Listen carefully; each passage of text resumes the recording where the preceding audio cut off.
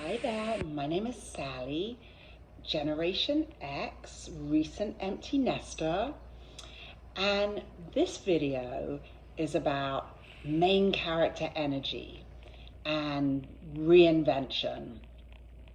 So amongst other things, I used to teach burlesque in New York City, which basically is the art of striptease.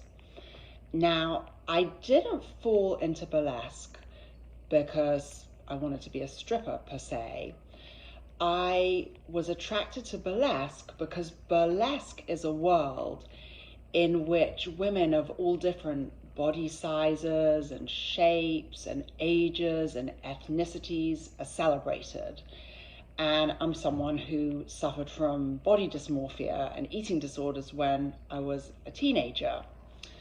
So my angle for teaching burlesque was a fitness class called Burlesque Bikini Boot Camp, and it was about really falling in love with your body as it is right now. So I had a partner at the time whose burlesque name was Pink Champagne, and Pink Champagne and we a little bit got into performing. And at that time, it was the time when everything was on sale by Groupon. And we sold our classes on Groupon, and the classes were packed with women from, 20s through late 60s. And it was like a super fun, girly environment. And we, after a while, we were performing out in the clubs. We thought to ourselves, why don't we create an opportunity for our students to dance? And we created a performance troupe. So you probably have heard that party game, what's your stripper name? Oh, it's the name of the street when you were in kindergarten and the name of your second dog, whatever that might be. Snowy teacups, or I don't know. And that sounds all very fun, thinking what your stripper name is. But when you first learn the art of burlesque, what you're bringing to the stage first and foremost is your burlesque persona.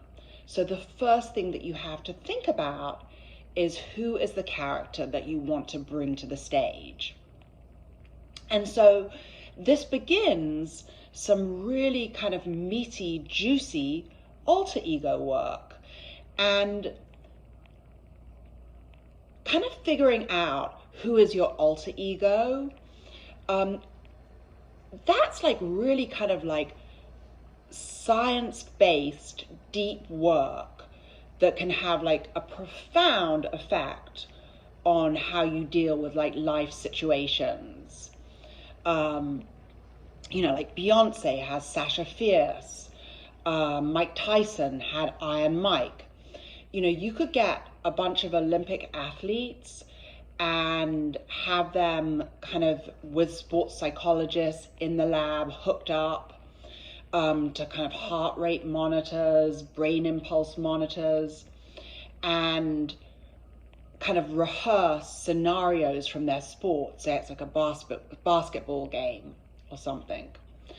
And it's kind of proven over and over again that when someone uses an alter ego and rehearses in that frame of mind and energy, the repercussions on the results that transpire are incredible.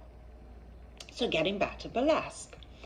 So basically, we would teach the young women who were in our burlesque troupe, the students, a special game to create what we called their magical being. So magical being is my name for persona, alter ego. And although this was designed for people getting on the stage to perform a burlesque number, a striptease, the crazy thing is with that group of women, who were under our tutelage at the time. It was so incredible to see the changes that happened in people's everyday lives. People were walking taller, dressing better, more energetic, having more fun, more magnetic. And, I really hate it that, say if a woman puts a picture on her Instagram of like her wedding, it will get like way more response than if she won a Nobel Prize for something. Women did start dating more. The proposals were coming in, the wedding showers, job promotions. It was just like this really magnetic period of time in these women's lives. So since then, I have literally taught thousands of women, whether they were interested in learning burlesque or not, how to create their magical being. And today I want to play that game with you because I think it's a really good lesson in living in main character energy. So I'm going to invite you to grab a pen and paper if you want, or you can just play along. So I want you to imagine that tomorrow you could wake up and be anyone you want to be at any period in history. So for example, you could be living in the present day. You could be living in Los Angeles, like in the 1970s, in the world of Charlie's Angels. You could be living in Venice in the 1600s at the time of the courtesans. You could be living in some futuristic world on an intergalactic space station. I did actually have someone whose name was Intergalactic Gem. And then you're going to really think, okay, who is this woman? You don't even have to be a woman. You could be, who is this person? What is her name? How does she dress? What is her house like? Who is her pet? Does she have like a silky black panther wearing like a Chanel collar? Does she have a pony? What is her car? Does she have like a Bentley convertible? Does she have a bicycle with a basket on the handlebar? Is she very minimalist? What's her perfume? What is she eating for breakfast? Who's her lover? What kind of sheets does she have on her bed? Does she have like a little cottage by the sea? Does she have a garret in Paris? So your homework really is to really play this deep what if imagination game.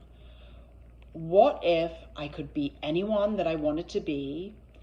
And I also like to play this game in the spirit of, I just won the lottery.